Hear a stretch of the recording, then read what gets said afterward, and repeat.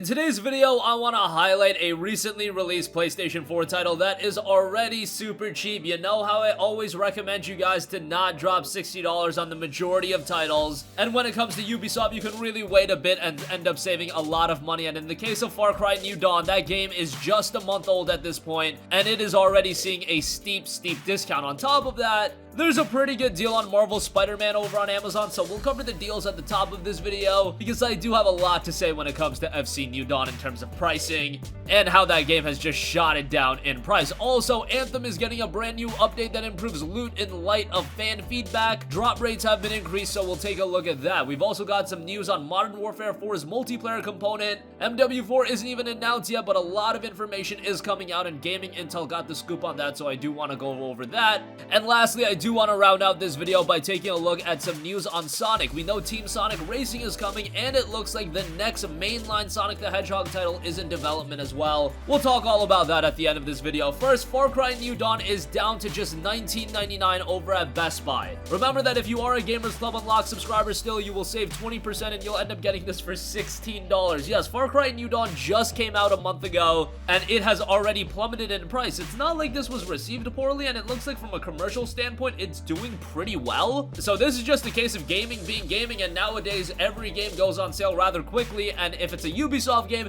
it's gonna go on sale pretty freaking quickly. That's why I've told a lot of people to hold off on the Division 2 if you can wait a little bit, because I imagine come the summertime that game is gonna be heavily discounted as well, and we've seen that with Ubisoft titles in recent memory. You look at games like Assassin's Creed Odyssey, even Far Cry 5, those games were just available really cheap not too long after the release. In the case of Assassin's Creed Odyssey, that game was available for what, $30 just a month after its release, and now we see it with Far Cry New Dawn as well. It's $20 just a month after its release. As far as New Dawn, the game itself goes, of course it is a standalone expansion to Far Cry 5, so it's not like gamers were heralding this as a brand new Far Cry experience, but it does offer quite a bit. It's set far after the events of Far Cry 5, and you have a new post-apocalyptic frontier to explore. The game itself is pretty good. If you like Far Cry, it's more of that. Now, to be fair, this is the standard edition. There is a deluxe edition of the game as well that includes some in-game items as well, but the standard edition is more than enough to get you going, and that for $20 is really good. I just think it's more of an indictment on how I think it's so imperative that you be selective on which games you draw full price for. I know a lot of people pick this game up on day one just because of the name value of Far Cry.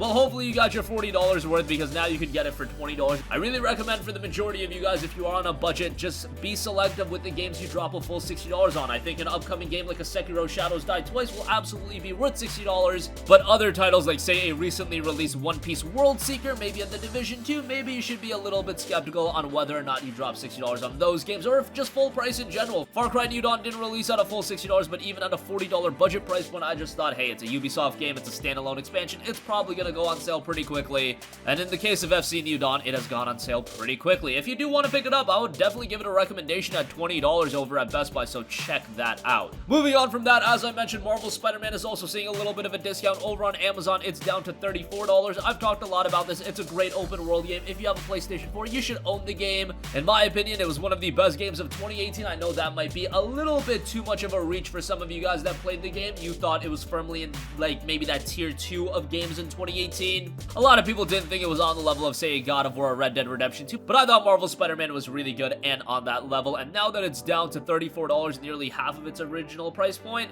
that's a pretty good deal. And I should mention the DLC for this game, The City That Never Sleeps, is a part of the Great Indoors PlayStation Store sale right now, so that's something you can check out as well. Moving on from that, Anthem is a game with a ton of controversy surrounding it. It is a game that I probably would not recommend you to drop $60 on, as I do foresee it going on sale rather quickly. I've already seen it as low as like $48, and we're just a couple of weeks removed since the game's release. However, it looks like BioWare and EA are going to remain rather committed to the game, as they will be continuing to update it for the foreseeable future, and the newest update improves looting as well as drop rates. Specifically, the following changes have been introduced. Masterwork and Legendary drop rates have been increased for Grandmaster 2 and Grandmaster 3 difficulty levels, and Masterwork and Legendary drop rates have been increased for harder enemies at all difficulty levels. This includes a Legendary Ancient Ash Titan, Elite Ancient Ash Titan, Legendary Fury, Legendary Ursix. BioWare's head of live service, Chad Robertson, also took to Twitter and talked a little bit about Anthem, and here's what he said. Quote, "We appreciate all the feedback from the community on the game. We love the passion and shared. We're not yet fully happy with the game's loot behavior either. One of the downsides of moving so fast to improve is that we're making changes to complex loot systems in several areas, and it's then harder to know how it's performing. Robertson also said that BioWare will be making some significant changes to Anthem in the coming months, starting with incremental ones so that the studio can, quote, better navigate that evolution.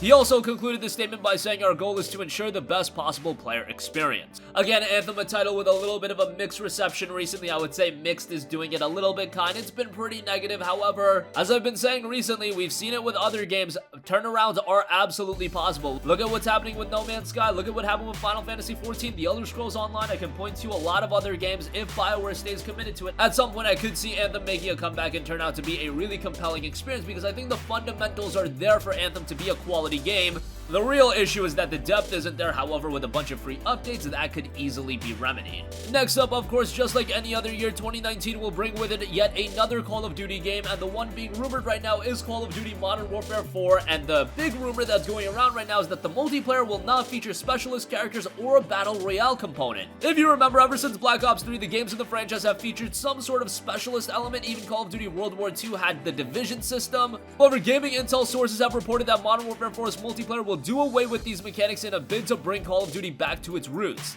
This means that characters will not be equipped with incredibly powerful abilities and weapons as they were in Blaps 3, Infinite Warfare, and Black Ops 4, but instead will have to rely on their standard Call of Duty loadout. Gaming Intel's exclusive sources have also reported that Modern Warfare 4 will not see its own Battle Royale mode, and instead the game will focus on a single-player campaign, multiplayer, and a co-op mode. Blackout at this point has had a relatively mixed reception. It's not like it's going to join the Battle Royale Master Rank in terms of like a Fortnite or an Apex Legends. Those games have far outpaced Blackout. I would say that PUBG is even more popular than Blackout, but it is something that gamers go to, and it was a nice addition. However, ahead of the release of Black Ops 4, I was very vocal about the fact that I was disappointed about the lack of a single-player campaign, but I figured I was in the minority on that. It seemed like Call of Duty and single-player was just something very few people were drawn to. I, for one, was pretty attached to the Call of Duty single-player mode, so you can imagine with Black Ops 4 going on that was a little bit of a bummer, but if Modern Warfare 4 does bring that back, hey, that's very, very enticing to me, so hopefully that is the case. I think it would be best if the Call of Duty games do differentiate year to year.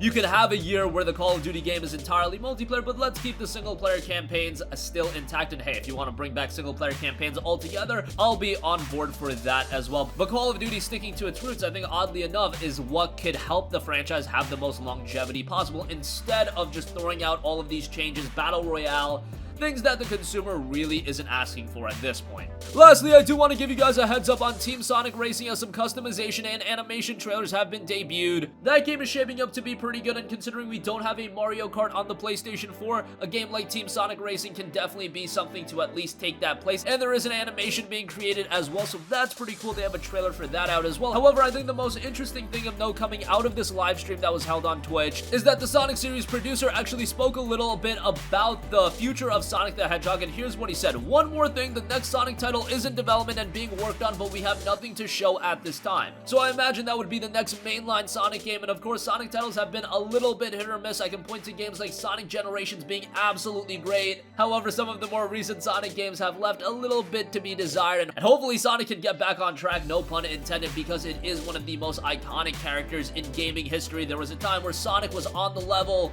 of some of the other biggest characters, and I think Sonic still has a lot of its luster. It's just we need some quality games. Sonic Generations, Sonic Colors, those games were great, and I'd love to see more games that do Sonic justice rather than some of the Sonic experiences we've seen. Do you remember that Sonic game with the sword back on the Nintendo Wii? Yeah, I don't even like to think about games like that. Sonic just deserves a lot better. Sega's a studio. They have some interesting projects coming out, and they can bring back Sonic to its glory days. If Team Sonic Racing delivers, hey, they can be seen in a different light as far as a gaming publisher goes. But time will tell on that, and that's going to conclude this video. Again, if you've yet to check out Far Cry New Dawn, it is already deeply discounted, 50% off, $20. If you are a GCU subscriber, you can get it for just 16 bucks. That's pretty ridiculous. Marvel Spider-Man also has a pretty nice discount on it, $34 for that over on Amazon. Anthem is getting a pretty big update, improving loot in light of fan feedback, and drop rates have been increased. Modern Warfare 4 looks to be going through some changes as far as gaming intel sources are concerned. And again, Team Sonic Racing got some new trailers. There's an animation in the works, and the next Sonic the Hedgehog mainline title is confirmed to be in development. That's going to conclude this video. Sound off with all of your thoughts in the comment section down below. Thank you for watching, and goodbye.